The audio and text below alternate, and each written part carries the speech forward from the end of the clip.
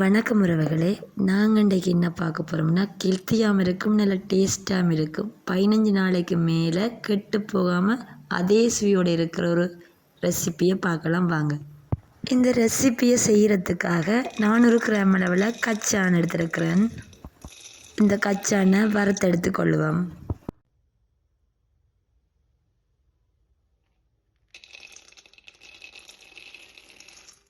கச்சான் நல்ல பதமாக வறுத்தெடுக்கணும். உடைச்சி வச்ச கச்சான்ன்றதுனால நான் நேரடியாகவே பாத்திரத்தில் போட்டு வறுக்கிறேன். நல்ல அடிகனமான பாத்திரமாக இருக்கணும். கைவிடாமல் தொடர்ந்து ஒரு 10 நிமிஷம் வரை இந்த கச்சானை வறுத்து கொள்ளணும். கச்சானை எரிய விடக்கூடாது, தொடர்ந்து வறுக்கணும். 10 நிமிஷத்துக்கு பிறகு கச்சான நிறம் கொஞ்சமாக மாறத் தொடங்கும், கொஞ்சமாக செஞ்சாகும். அதுக்கு பிறகு இது வறுபட்டுட்டான்றது பார்க்குறதுக்கு ஒரு கச்சான் எடுத்து நசுக்கி பார்க்க அதில் தோல் கலரு பார்த்தீங்களா, தோல் கலருது, அப்போ வறுபட்டுன்னு சொல்லலாம். இன்னும் இது வறுக்கலாம். இல்லைன்னு சொன்னால் நாங்கள் நசுக்கி பார்க்க 2 உடையணும். 2 உடைஞ்சால் நல்லா வறுபட்டுன்னு அர்த்தம். வறுத்த கச்சானா அகலமான ரேக்குள்ளே மாற்றி கொள்கிறேன். மாற்றிட்டு அதில் இருக்கிற தோலை நாங்கள் கழட்டி எடுக்கணும்.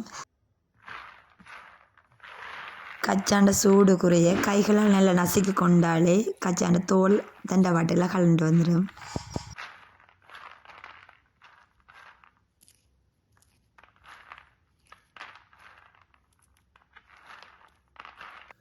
எப்படி எல்லா தோலையும் கலட்டி எடுத்துக்கொள்ளலாம்.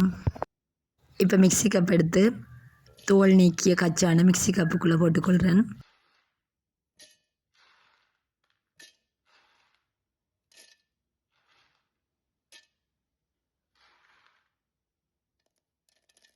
இப்போ கச்சான் அரைச்சி கொள்ளுவோம். கச்சான் நல்ல பேஸ்ட்டாக அரைவிடாது, கொஞ்சம் நரன்னு தான் இருக்கும், அதான் டேஸ்ட்டாக இருக்கும். அரைச்சி எடுத்த கச்சானை ஒரு ரேயில் மாற்றிக்கொள்கிறேன். அடுத்ததாக இந்த ஸ்வீட்டை செய்கிறதுக்கு தேவையான தேங்காய் பூ ஒரு பாதி தேங்காய் எடுத்து திருவினான். இந்தளவு வந்தது, அதை எடுத்துக்கொள்கிறேன். அதை எங்களை அடிக்கணமான தாச்சியில் போட்டு அதை நான் வறுத்து கொள்ள போகிறேன். தேங்காய் பூ நல்லா வறுக்கணும், ஈரத்தன்மை இல்லாமல் வறுத்து கொள்ளணும்.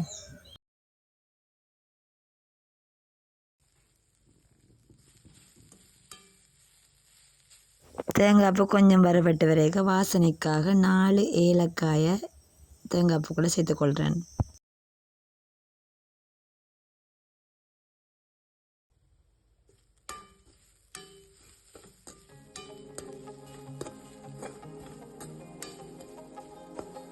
தேங்காய் பூவில் இருக்க தண்ணி எல்லாம் பத்தும் அளவுக்கு நல்லா வறுத்து கொள்ளணும். ஆனால் கருக விடாமல் வறுக்கணும். கொஞ்சம் நிறம் மாறினா சரியாக இருக்கும்.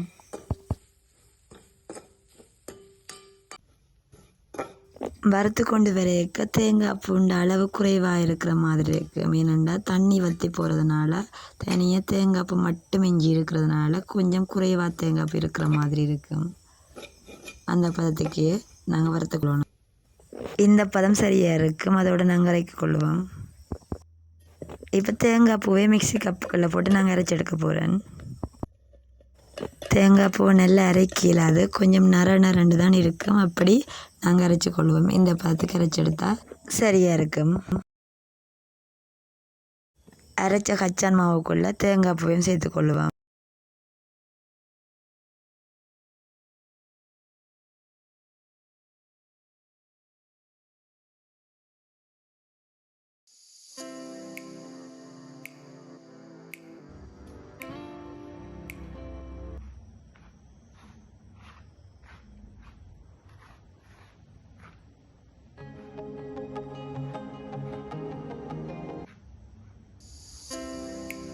கச்சான் தேங்காய் பூ கலவையை நல்லா மிக்ஸ் பண்ணி கொள்ளுவோம்.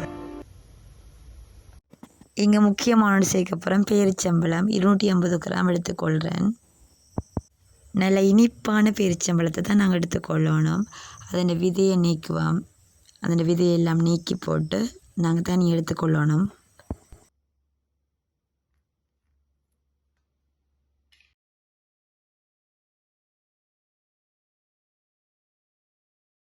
எப்படி பேரிச்சம்பழத்தின் எல்லா விதையும் நீக்கி எடுப்பேன்.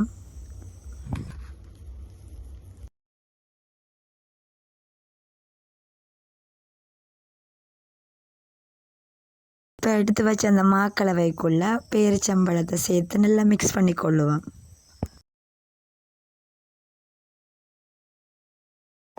மாவோடு பேரிச்சம்பழம் நல்லா சேரணும், சேரக்கூடிய மாதிரி நாங்கள் மிக்ஸ் பண்ணி கொள்ளுவோம். நல்லா மசிச்சு நல்லா சேர்த்துக்கொள்ளுவோம்.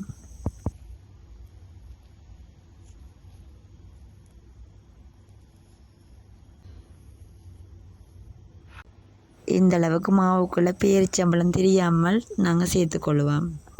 அடுத்ததாக சர்க்கரை பாகு செய்யப்புறம் சர்க்கரை பாகுக்கு நான் 2 சுண்டு சர்க்கரை எடுத்தினேன். 400 கிராம் சர்க்கரை எடுத்தினேன். உங்களுக்கு இனிப்பு குறைவாக வேணும்னு சொன்னால் நீங்கள் ஒரு 350 கிராம் 1.5 சுண்டு எடுத்துக்கொள்ளலாம். சர்க்கரையை குறைவாக எடுத்துக்கொள்ளலாம். அடுப்பு ஒன் பண்ணி இருக்கேக்க நாங்கள் சர்க்கரையை பாத்திரத்துக்குள்ளே போடக்க சர்க்கரையெல்லாம் நல்லா மெல்ட் ஆகி வரும், உருகி வரும். வேகமாக உருகணுமெண்டா நாங்கள் கொஞ்சமாக தண்ணியை சேர்த்துக்கொள்ளுவோம்.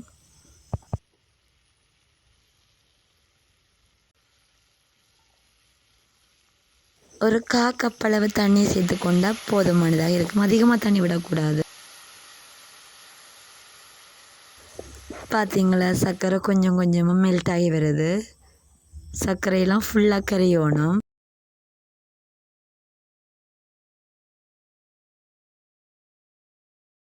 சர்க்கரை உருகுறதுக்கு கொஞ்சம் தண்ணி போதாட்டி கொஞ்சமாக தண்ணி விடலாம். கிணக்கு தண்ணி விடாமல் பார்த்துக்கொண்டா சரி. இந்த சர்க்கரை உருகும் வரை அடுப்பு சிம்மில் தான் இருக்கணும். கொஞ்சம் வேகமாக நாங்கள் எரிச்சோம்னு சொன்னால் எரிஞ்சிடும். பார்த்தீங்களா, நல்லா மெல்ட் ஆகி வந்திருக்கு.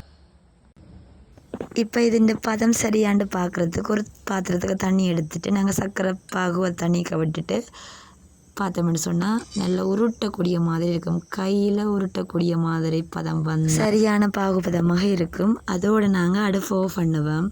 பார்த்தீங்களா, எப்படி நல்லா உருட்டக்கூடிய மாதிரி இருக்கும். அதிகமாக அதுக்கு மேலே நாங்கள் பானியை காய்ச்சி கொள்ளக்கூடாது. காய்ச்சி எடுத்து சர்க்கரை பாகுக்குள்ளே மாக்கலவையை சேர்த்து நாங்கள் அதை கலக்குவோம்.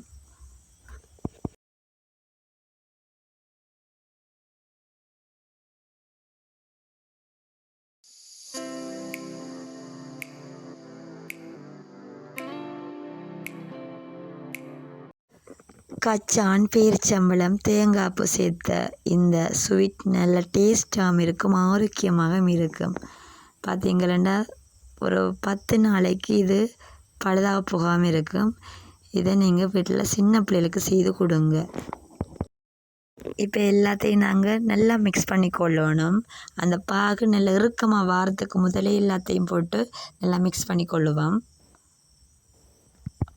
சின்ன பிள்ளைகளுக்கு நாங்கள் இனிப்பு தான் வாங்கி கொடுக்குறோம் கடையில். அந்த இனிப்புக்கு பதிலாக வீட்டிலையே இப்படி செய்து கொடுத்தா ஆரோக்கியமாக இருக்கும்.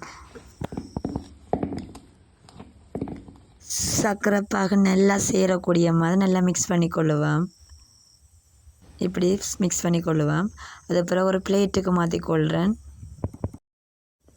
கொஞ்சம் அகலமான பிளேட்டாக இருக்கணும். அந்த பிளேட்டில் நல்லா பரப்பி விடுவோம். கைகளில் எண்ணெயை பூசி போட்டு பரப்பினோம்னு சொன்னால் வடிவாக பரப்பப்படும்.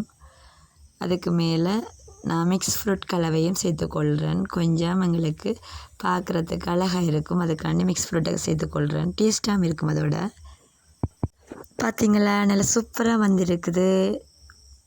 இதை நாங்கள் எங்களுக்கு பிடிச்ச மாதிரியே ஷேப்பில் நாங்கள் வெட்டி கொள்ளலாம். எப்படி உங்களுக்கு வேணுமோ. இப்போ நான் பாக்ஸ் ஷேப்பில் நான் இப்போ வெட்டி கொள்ள போகிறேன். பார்க்குறதுக்கு அழகாகவும் இருக்குது, அதோட நல்லா டேஸ்ட்டாகவும் இருந்தது வெட்டி சாப்பிடிக்க. உங்களுக்கு இந்த ஸ்வீட் பிடிச்சிருக்குன்னு நினைக்கிறேன். பிடிச்சிருந்தால் லைக் பண்ணுங்கள், மறக்காமல் சப்ஸ்கிரைப் பண்ணி விடுங்க. நீங்கள் எந்த கண்ட்ரிலேருந்து இந்த வீடியோ பார்க்குறீங்கன்றதை எனக்கு கமெண்ட் பண்ணுங்கள். நீங்கள் எங்கேருந்து பார்க்குறீங்கன்றதை நான் பார்த்துக்கொள்கிறதுக்கு. நீங்கள் எந்த கண்ட்ரிலேருந்து பார்த்தாலும் ரொம்ப தேங்க்ஸ் உறவுகளே பார்வையிட்டதுக்கு.